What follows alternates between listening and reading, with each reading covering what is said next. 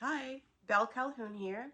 Thank you, Tony, for inviting me to read from my new release, An Alaskan Christmas Promise. It is a holiday romance set in Alaska, and I'm going to read you a little snippet from it. I'm going to start just maybe on the second page.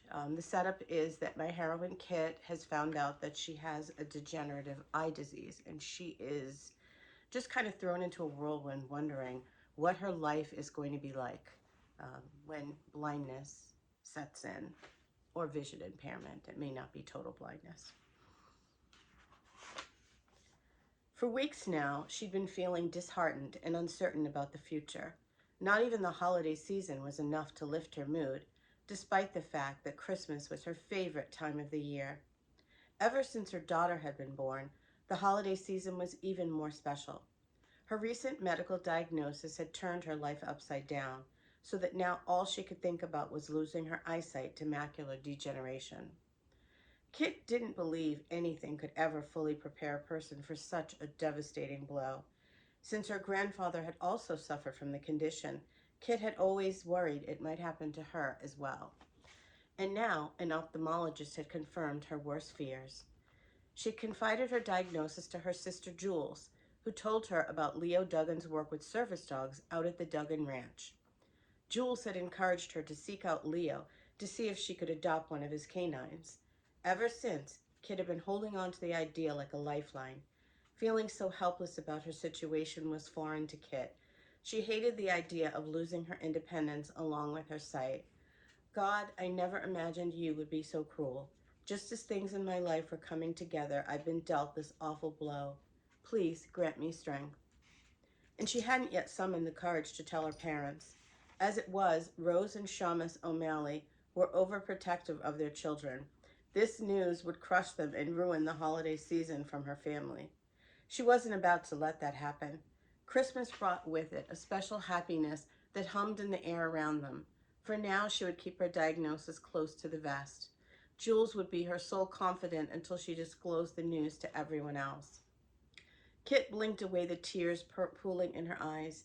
She had never considered herself to be particularly brave, but over the past few weeks she'd been feeling extremely vulnerable and weak. At the moment, she needed to focus on the matter at hand, beseeching Leo to consider her request to adopt a service dog. Please, God, grant me favor.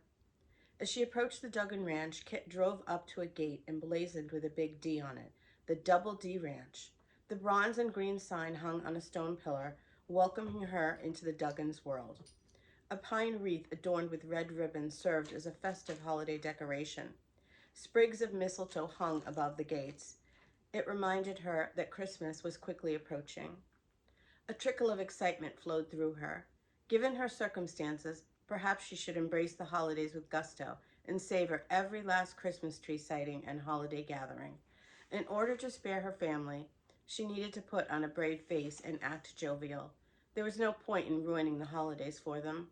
There would be plenty of time to disclose her illness to them before it became evident. Once she drove past the gates and onto the property, Kit was able to scope out land as far as the eye could see. It was impressive. A huge expanse of acreage stretched out before her. Horses and cows dotted the snowy landscape. She'd only been to the ranch once for a birthday party when she was a child. It had been for her classmate, Florence Duggan, Leo's cousin. Seeing it as an adult gave her a whole new outlook on its grandeur. Kit imagined it would be nice to live out here with all the wide open spaces and breathtaking views. She sucked in a fortifying breath. She'd already begun to notice shifts in her vision. Her ability to see items in her path was worrisome. Nothing was as visually sharp as it once had been. At times like this, her new reality came crashing over her like a rough wave hitting the shore. Soon her eyesight would be even further compromised, and she wouldn't be able to enjoy the Alaskan landscape as she'd always done.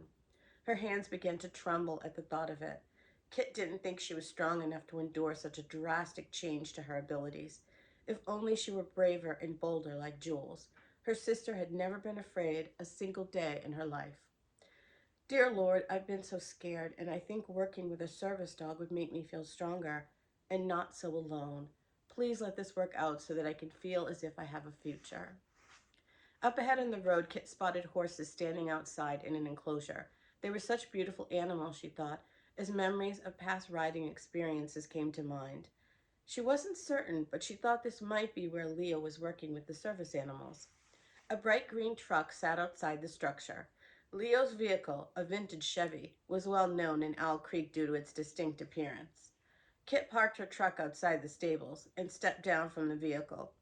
Her boots made a crunching sound on the mixture of snow and ice underfoot. Several ranch hands were carrying bales of hay toward the barn. She quickly made her way over to one of them.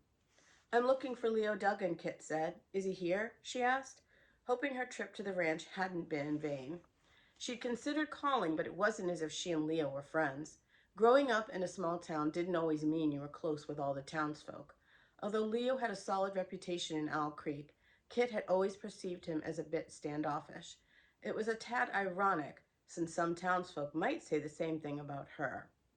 The wizened ranch hand jerked his chin in the direction of the stables. "He's in there, miss, working with his pups." "Thank you," she murmured, mustering a smile as she headed off to find Leo. At the mention of the dogs, Kit's heart began to beat a wild rhythm inside her chest. It felt as if pure adrenaline was racing through her veins. What if they were already spoken for? What would she do then? Be hopeful, she reminded herself. Kit inhaled a deep breath as she pushed open the doors leading to the stables. Once she stepped inside, the smell of hay and horses rose to her nostrils. An adorable yellow Labrador puppy bounded toward her, enthusiastically wagging its tail as it reached her side. "Well, hello there," Kit said. She wished she could pet the dog, but she'd once heard that service dogs shouldn't be touched or interacted with. Frankly, she was a bit surprised the pup had run toward her. "Jupiter, come back here," a deep, commanding voice called out to the dog, causing him to run straight back to Leo. With a single hand motion, he had the pup sitting at his feet and gazing up at him with adoration. That's all. Happy holidays, everyone.